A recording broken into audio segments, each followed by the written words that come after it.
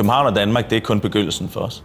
Altså sådan som behovet er globalt for nye boliger, så skal der bygges en by til 1 million mennesker hver uge de næste mange årtier, bare for at imødekomme den trend, der er med milliarder flytter til byerne. Altså det er så sindssygt store tal, ikke? Og vi tror på, at de kompetencer, der er i Danmark, og de firmaer, der er i Danmark, faktisk, hvis vi kan få slået dem sammen, lad os sige til en sådan poppet dansk Lego-klods, så er det faktisk noget, som verden gerne vil have.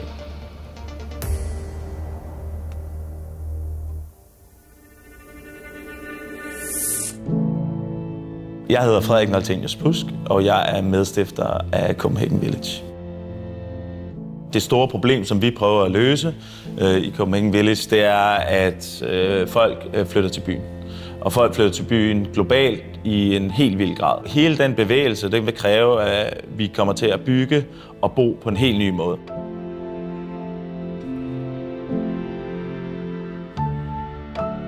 Den måde, som vi tænker bolig og boformer anderledes på, det er, at vi lægger meget mere vægt på fællesskab, end man gør traditionelt. Så vi siger, bo godt på små kvadratmeter, men det kan du få en pivbillig husleje i forhold til resten af byen.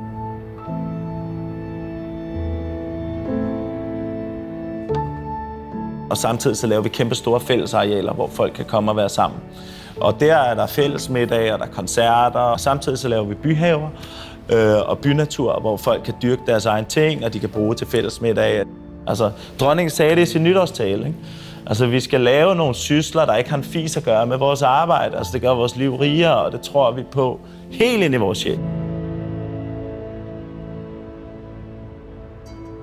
Så lige nu er vi i gang med at bygge vores første village herude på Refshaleøen, og den står klar her i løbet af de kommende måneder.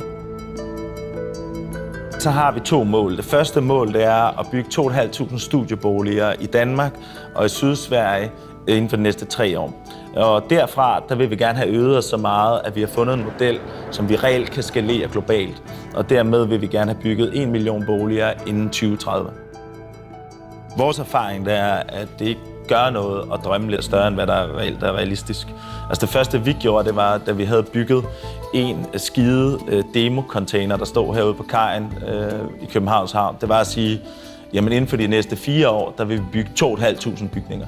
Altså, det virker fuldstændig utopisk. Vi havde hverken penge i virksomheden, vi havde ikke investering til udefra, vi havde ikke tilsagn fra banker, vi havde ikke grunde, vi havde ingenting. Men det formede vores virksomhed. Vores erfaring, det er, at det at drømme stort faktisk former ens virkelighedsopfattelse, sådan at du tror på større ting. Altså det er ikke, for os har det vist sig, at det at drømme stort faktisk gør flere ting muligt.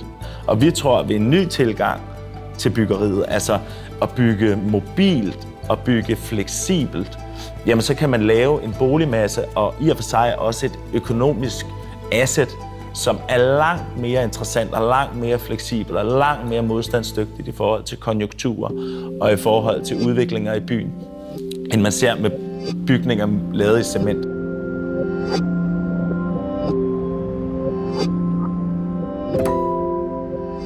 Altså for os er det jo common sense, at en bygning, der er sat sammen af fleksible moduler, det behøver ikke at være container, det er bare smart for os at starte med, fordi vi er fattige.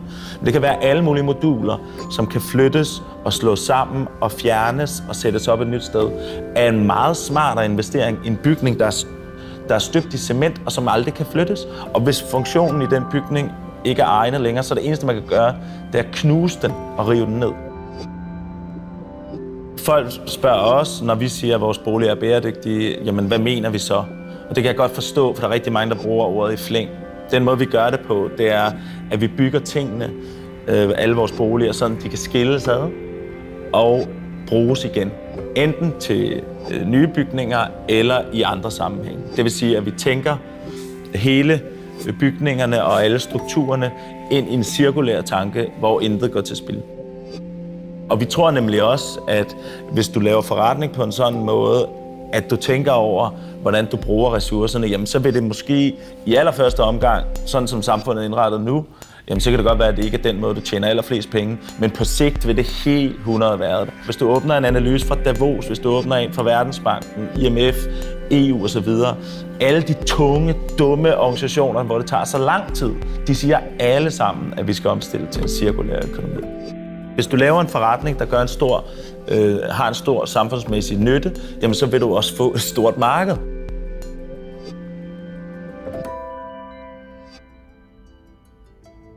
Altså, hvis jeg skal sådan slag på tasken, så tror jeg, vi har spurgt 500 mennesker om råd undervejs. Og det er helt afgørende for os, ellers var vi ikke her i dag.